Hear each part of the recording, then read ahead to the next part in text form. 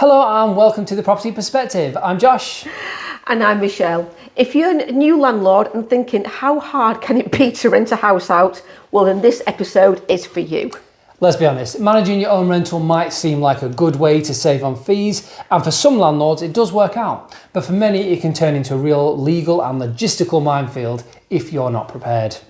So today we're walking you through some of the biggest mistakes new landlords make, what the consequences can be, and how to avoid them, whether you decide to go it alone or get help from an agent like us.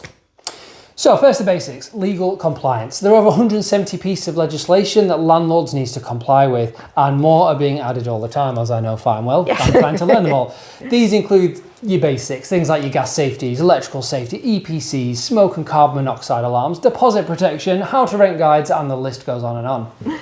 And here's the thing, missing just one of these can lead to fines. For example, if you forgot to protect the tenant deposit correctly, you could be ordered to pay back up to 3 times the deposit amount, even if the tenant didn't complain. And I've seen that happen before. It was quite a few £1,000s.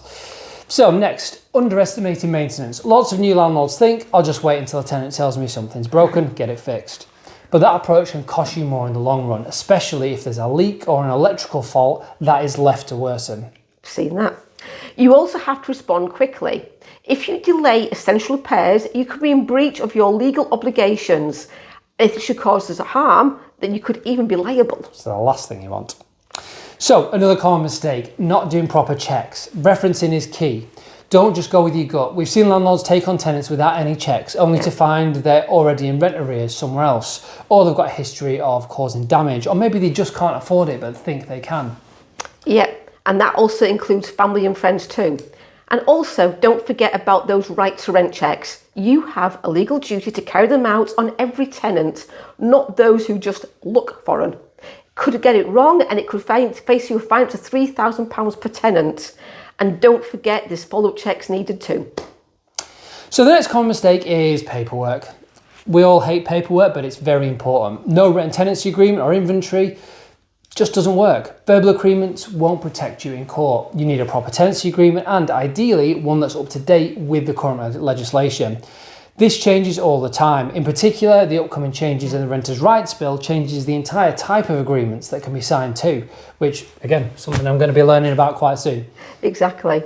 And then there's a written inventory with dated photographic evidence. It's your best defence if there's ever a dispute over damage or cleanliness.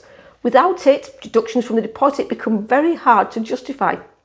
That's it. Some landlords assume once a tenant moves in, that's it. But regular inspections are essential, not just for keeping the property in good shape, but for spotting issues early, from unauthorised pets to illegal subletting or things like that. Exactly.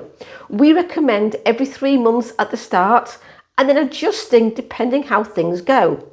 It also helps build trust and it keeps the relationship positive. Make it feel friendly and helpful, please, not Big Brother style. Our advice, know what you're signing up for. Managing a rental property is a job in itself. You're the lettings team, the maintenance department, the legal advisor, and sometimes the conflict resolver, all rolled into one. That's why so many landlords turn to agents like JDG, not just to save time, but to make sure everything is done right and to avoid those costly mistakes. If you're thinking of going it alone, do your research, talk to other landlords, speak to a letting agent, understand the risks as well as the rewards. And if you want support, whether that's full management or just help with the legal setup, don't forget we're always here to help.